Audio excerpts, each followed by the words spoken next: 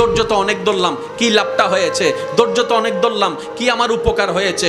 সহ্য করে কি জীবন যাবে নাকি? আপনার মনে এই প্রশ্ন যখন আসবে, আপনি বুঝে নেবেন এটা আপনার মনের প্রশ্ন নয়, এটা শয়তানের প্রশ্ন আপনার মনের মধ্যে ঢুকাই দিচ্ছে, যেন আপনি অধৈর্য হয়ে আঘাত করে ফেলেন। কারণ মিস্টার শয়তান ভালো করে জানে আল্লাহকে পাওয়াই হচ্ছে বান্দার কাজ, আর আল্লাহকে পাওয়ার জন্য বান্দার যতগুলা কাজ আছে সবচাইতে হাই লেভেলের অন্যতম একটা কাজের নাম হচ্ছে ধৈর্য।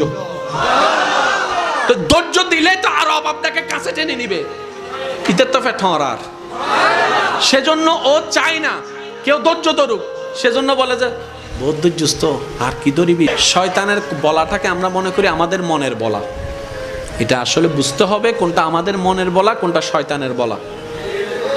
এবার আপনি শয়তানের কথাটা শুনে ছোট ভাইরে দইলা কলার সাইড ধরে মাইরা দিয়েছেন, নাক একটা ফাটাই দিয়েছেন। কার কথা শুনে? জোরে বলতে হবে, কার কথা শুনে? তাহলে দোষীকে শয়তান, দোষীকে। এবার যখন আপনার হাটহাজারির পুলিশ আসলো, পুলিশ এসে যখন আপনাকে গ্রেফতার করতে চাচ্ছে, আপনি বলবেন যে স্যার আমার কোনো দোষ নাই, উইতের দোষ। কার? শয়তানে হবু দাঁড়িয়ে কি জিরে, আমি কি বুঝাতে পারছি? ঠিক একই ক্যারেক্টারটা শয়তান হাসরের ময়দানেও করবে। আমরা যখন বলবো আল্লাহ নামাজ শয়তানে পড়তে দেয় নাই, শয়তান ডাইরেক্ট উল্টে যাবে। আমি কি বুঝাতে পারছি আমার যুবক ভাইদেরকে কথা? ও একটা দোষও নিবে না, ও বলবে যে আল্লাহ ও আমার কথা শুনবে কেন? তুমি না খাওয়া, ও তো তোমার কথা শোনা দরকার ছিল, আমি তো ওরে খাওয়াই না, ও আমার কথা শুনলো কেন? ডাইরেক্ট পোল্টি মারবে। তো যে পোল্টি মারবে তার দলে যাওয়ার কোনো দরকার। সেজন্য মনে রাখবেন, যেখানেই আপনার বিপদ আসবে মনে রাখবেন ধৈর্য ধরার নিয়ামত আল্লাহ আপনাকে দিচ্ছে। কেন? আল্লাহ আপনাকে গুনাহ মাফ করাতে চাচ্ছে, আল্লাহ আপনাকে জান্নাত দিতে চাচ্ছে, আল্লাহ আপনাকে কাছে টানতে চাচ্ছে।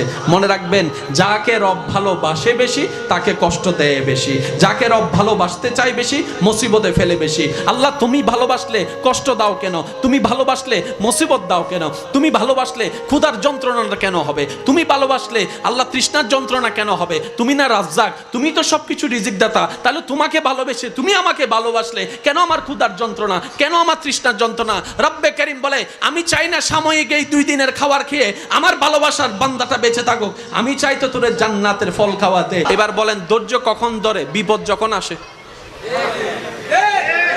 ধৈর্য কখন ধরে? বিপদ কখন আসে? কষ্ট যখন আসে। কষ্টের পরেই বিপদ, বিপদের পরেই ধৈর্য। এবার আমি বলবো আপনারা শুধু আছে না নাই, আপনারা যেটা মন চাই সেটাই বলবেন।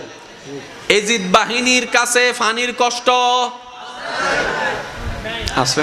ওয়ানাকসিম মিনাল আমওয়ালি ওয়াল আনফুসি ওয়াস সামারাত ওয়াবাশশিরিস সাবিরিন ওয়াবাশশিরিস সাবিরিন ওয়াবাশশিরিস সাবিরিন আল্লাযিনা ইযা আসাবাতুহুম মুসিবা ক্বালু ইন্না লিল্লাহি ওয়া ইন্না ইলাইহি রাজিউন। আমি রব কার সাথে আছি জানো? যারা ধৈর্য ধরে। ধৈর্য কারা ধরে জানো? যারা কষ্ট পায়। আল্লাহ কিসের কষ্ট? বলে যে পানির কষ্ট, খাবারের কষ্ট, ভয়ের কষ্ট, সম্পদ নষ্টের কষ্ট, জান নষ্টের কষ্ট।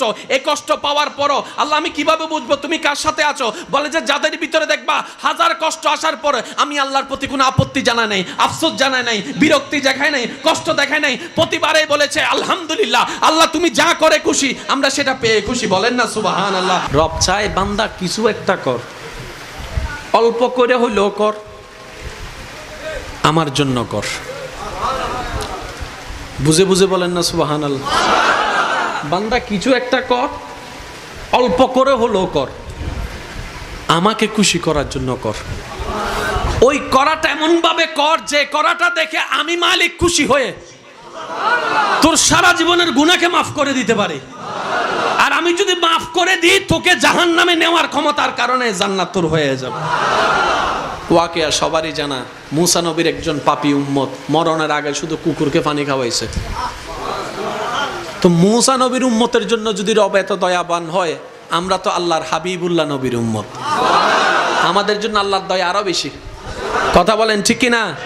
সেজন্য আজকে থেকে দোষ দিব আমরা সবসময় নিজের। ব্যর্থ হয়েছি আমার দোষ। জোরে বলেন না রে ভাই, ব্যর্থ হয়েছি